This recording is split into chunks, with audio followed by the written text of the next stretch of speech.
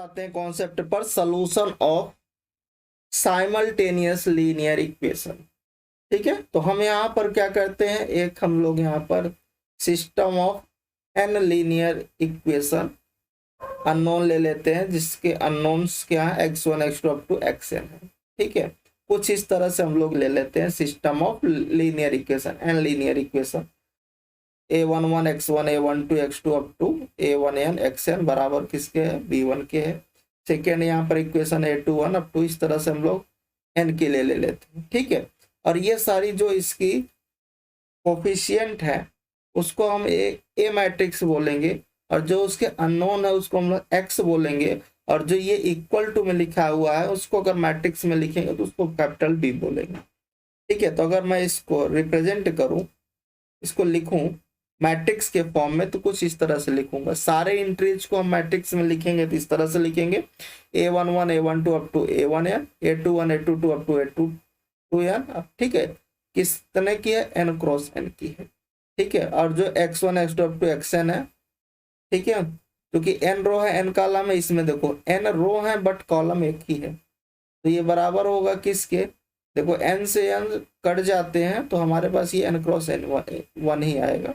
ये b1 b2 up to b, इसको हम लोग क्या बोलेंगे, इसको कैपिटल A बोलेंगे, इसको हम लोग कैपिटल X बोलेंगे, और इसको अपन कैपिटल B बोलेंगे। ठीक है, तो यहाँ पर लिखा हुआ है वेयर A को हम लोग क्या बोलेंगे, coefficient of matrix, A is called coefficient, matrix का जो है वो क्या है, कोफिशिएंट है, और X है matrix, X is called the variable matrix है, ये क्या है, उसके वेरिएबल्स है x1 x2 up to xn, और B जो होगा वो क्या है, कॉलम मैट्रिक्स, और कांस्टेंट का क्या है, कॉलम मैट्रिक्स है।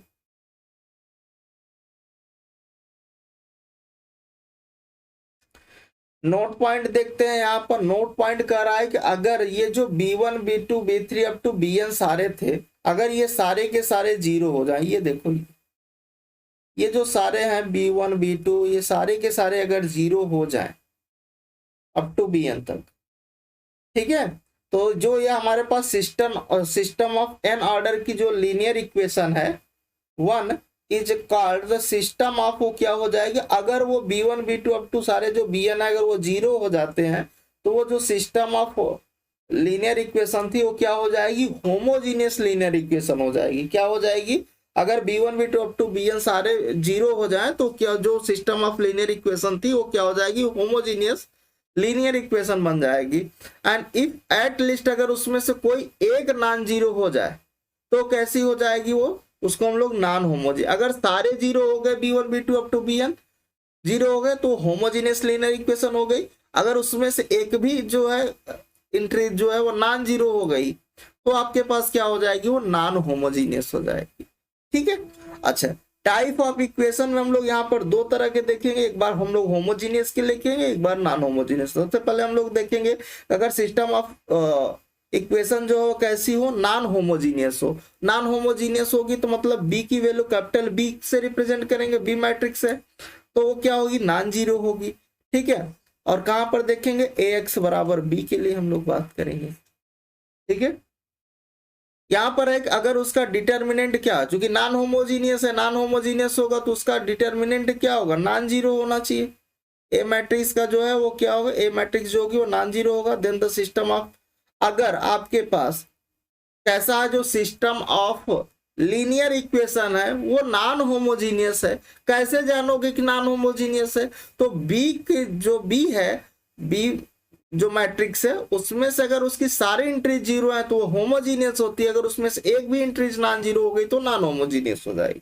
ठीक है, तो अगर उसमें से एक भी नॉन जीरो हुआ तो क्या हो जाएगा, नॉन होमोजीनियस हो गया। तो जैसे आपको पता चला कि भाई ये नॉन होमोजीनियस है तो आप सबसे पहले क्या देखोगे, उस ए मैट्रिक्स का आप डिटर्मिनेंट निकालना। अगर डिटर्मिनेंट आपका नॉन जीरो आ जाता है तो then the system of equation वो क्या हो जाएगी, कंसिस्टेंट हो जाएगी, और उसके पास यूनिक सोल्यूशन होंगे। एक्स इक्वल टू क्या हो जाएगा, ए इनवर्स बी के बराबर आएगा। ठीक है, अच्छा अगर मान लो उसका डिटर्मिनेंट जीरो हुआ, तो अगर उसका डिटर्मिनेंट जीरो हो जाएगा तो adjoint of A into of जब बी करोगे तो क्या हो जाएगा, वो नॉन जीरो होगा। अगर उसका डिटर्मिनेंट 0 हो तो अगला आपको क्या चेक करना है, एडजॉइंट ऑफ उस ए मैट्रिक्स का आप एडजॉइंट निकालो और बी के साथ क्या करो, मल्टीप्लाई करो बी मैट्रिक्स के साथ। अगर वो नॉन जीरो आ जाता है तो then the system of equation क्या हो जाएगी, इनकंसिस्टेंट, एंड उसके पास फिर नो सॉल्यूशंस होंगे। ठीक है, नेक्स्ट हमारे पास आता है कि अगर उसका डिटर्मिनेंट 0 है, एडजॉइंट ऑफ ए इंटू आपने बी किया वो भी 0 आ गया, तो then the system of equation कैसी होगी, कंसिस्टेंट होगी और उसके पास इनफाइनाइट नंबर ऑफ सॉल्यूशंस फिर होंगे। ठीक है, तो ये 3 चीजें बताया नॉन होमोजीनियस के लिए। अब हम बात करते हैं होमोजीनियस के लिए। होमोजीनियस में क्या होगा, सारे एंट्रीज बी की सारे एंट्री 0 होंगी, B1 B2 अप टू सारे Bn क्या होंगे, 0 होंगे। इसमें भी अगर आपके पास आपने ए मैट्रिक्स से क्या निकाला, डिटरमिनेंट निकाला और वो कैसा आ गया, नॉन जीरो आ गया, तो then the system of equation has, उसके पास ट्रिवियल सॉल्यूशंस होंगे और इट हैज केवल एक ही सॉल्यूशन होगा, ट्रिवियल। ठीक है, अगर उसका डिटरमिनेंट 0 हो गया, ठीक है, तो उसके पास क्या होंगे, नॉन ट्रिवियल सॉल्यूशन होंगे और इनफाइनाइट सॉल्यूशंस होंगे। ठीक है, और आगे बढ़ते हैं कि अगर आपके पास नंबर ऑफ इक्वेशन जो है, नंबर ऑफ इक्वेशन अगर लेस देन हो जाए किससे, नंबर ऑफ अननोन। अननोन क्या थे, जो x1 x2 up to xn सारे थे वो क्या अननोन है, तो वो सारे जो नंबर ऑफ इक्वेशन है वो लेस देन हो जाए किससे, नंबर ऑफ अननोन से, देन उसके पास क्या होंगे, नॉट ट्रिवियल सॉल्यूशंस होंगे। एक नोट पॉइंट हमने यहाँ पर लिखा है कि non homogeneous linear equation is also solve, हम लोग यहाँ पर क्रैमर रूल का यूज करते हैं। कहाँ पर, वहां पर जो हम लोग डिटर्मिनेंट आगे डिस्कस करेंगे वहां पर, चैप्टर ऑफ डिटर्मिनेंट में। ठीक है, अभी इसका हम लोग क्रैमर रूल का यूज यहाँ पर नहीं बताएंगे क्योंकि अभी मैट्रिक्स हम लोग देख रहे हैं नॉन होमोजेनियस क्वेश्चन को करने के लिए। ठीक है, अब एक एग्जांपल्स ले लेते हैं और इस एग्जांपल से हम लोग समझेंगे कुछ चीजें। ठीक है, जैसे कि ये हमारे पास कोई सिस्टम ऑफ लीनियर इक्वेशन है। सिस्टम ऑफ लीनियर इक्वेशन जैसे आपने लिखा तो इसको सबसे पहले आपको क्या बनाना है, मैट्रिक्स के फॉर्म में लिखना है। मैट्रिक्स के फॉर्म में लिखोगे कि जो इस जो यहाँ पर वेरिएबल्स है उसके जो कोफिशिएंट है उसको हम लोग ए बोलेंगे, ए मैट्रिक्स में लिखेंगे। तो देखो यहाँ पर 1 छिपा हुआ है।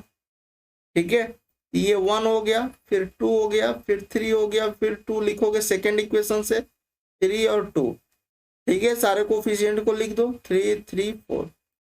और उसके बाद जो यहाँ पर क्या है, जो इसके वेरिएबल्स हैं, तो वेरिएबल्स को अलग हम लोग लिखेंगे जिसे कैपिटल एक्स बोलते थे, क्योंकि हमें इसको बनाना है ए एक्स बराबर बी के टाइप का। ये क्या था, आपके पास 3 वेरिएबल है, एक एक्स है, दूसरा वाई है, तीसरा जेड है। ठीक है, और ये बराबर होगा किसके, ये आपके पास कैपिटल बी के बराबर होगा, ये आपके पास 1 2 1। हमने इसको मैट्रिक्स के फॉर्म में बना दिया। अच्छा, जब आपने इसको मैट्रिक्स के फॉर्म में बनाया तो इसकी इंट्रीज तो नॉन जीरो है, बी आपके पास क्या है, नॉन जीरो है, मतलब नॉन होमोजीनियस की केस है।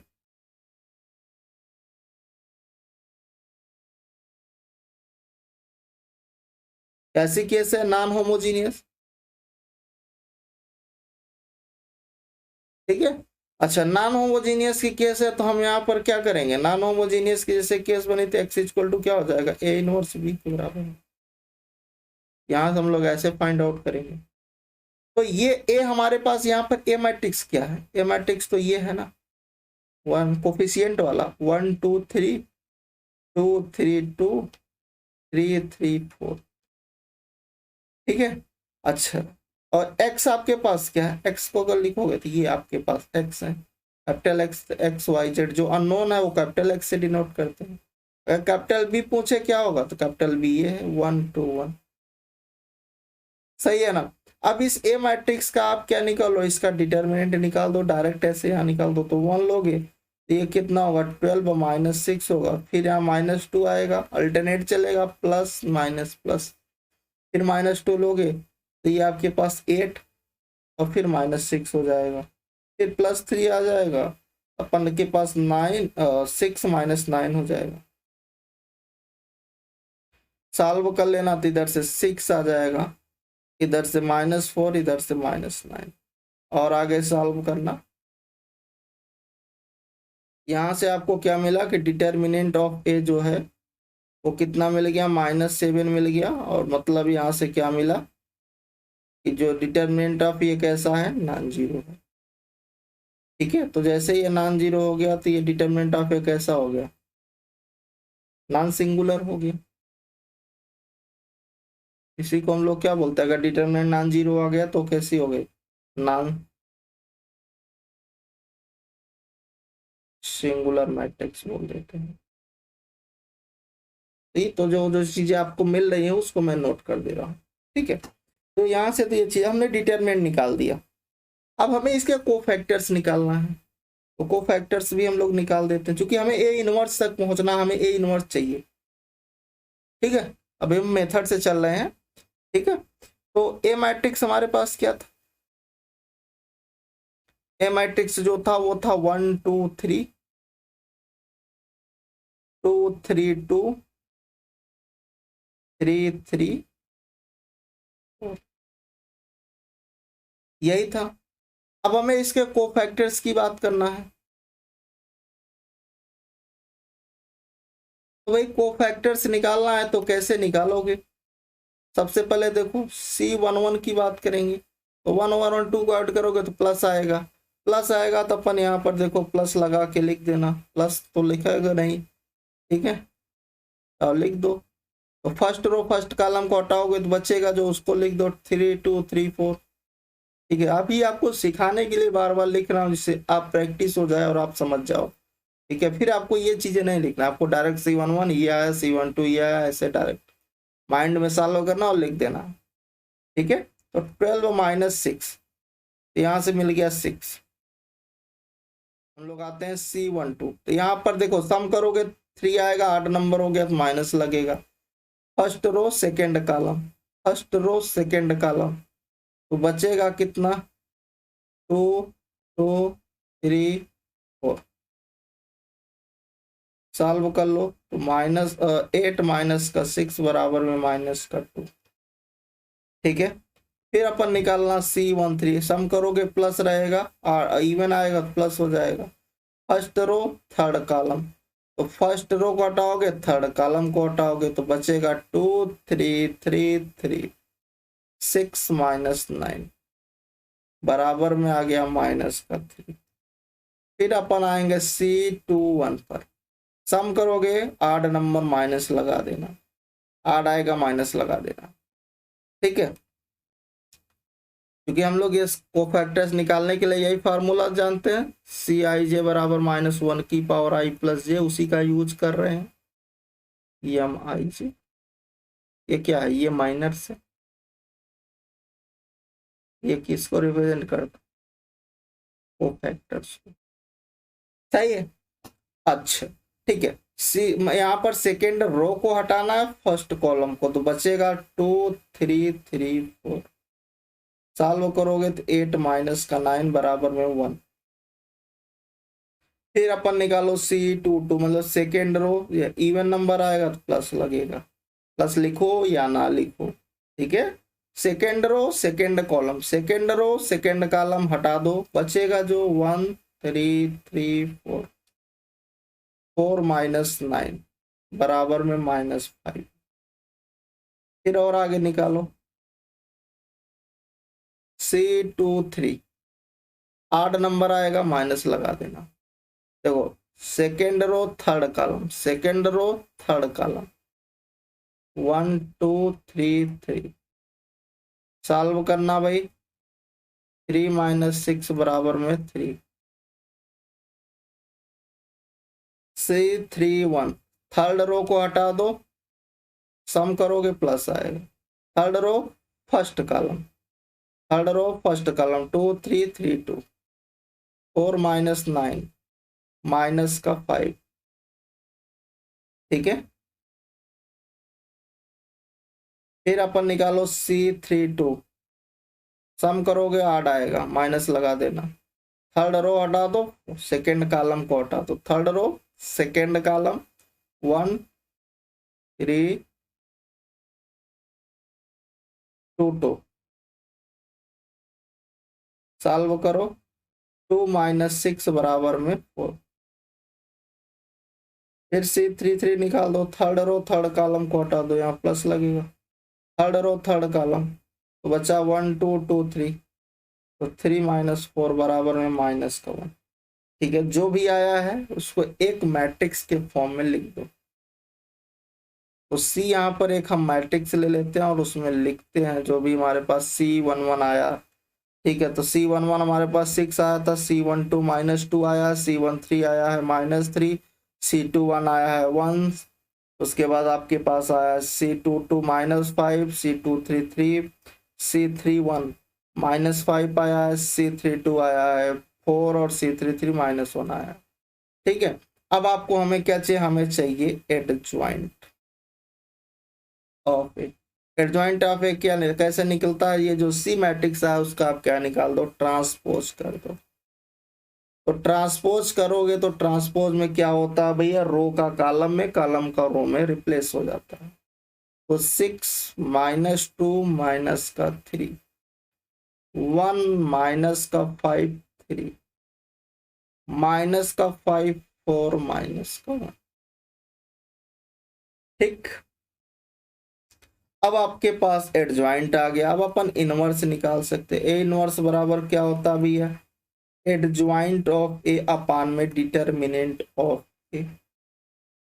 डिटर्मिनेंट आपका -7 आया हुआ है, तो और आगे सॉल्व करोगे तो क्या हो जाएगा, -1/7 और एडजॉइंट ऑफ ए, तो 6 1 -5 -2 -5 4 और -3 3 और -1।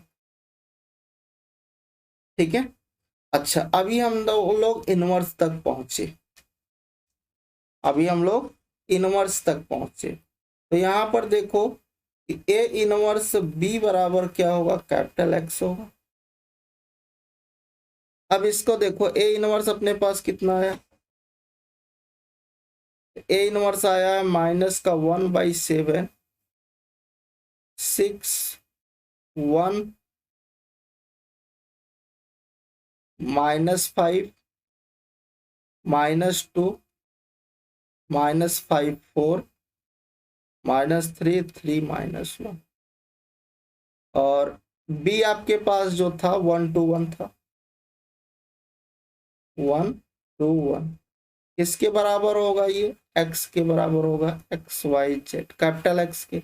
कैपिटल एक्स में जो एंट्रीज थी वो XYZ, चूंकि अननोन आते हैं। अब देखो इसका मल्टीप्लाई करना है, इधर से अपन रो लेना है और इधर से अपन को कॉलम में आना है। अब जरा गौर करिएगा, मल्टीप्लाई तभी कर सकते, देखिए ये 3x3 की मैट्रिक्स है, ये 3x1 की है, इसका कॉलम इसके रो के बराबर होगा तभी होगा। तो ये कितने की मैट्रिक्स बनेगी, 3x1 की ही बनेगी। अच्छा अब देखिए आपको सिंप्लीफाई करना है, इसको अभी ऐसे रहने दो, -1/7।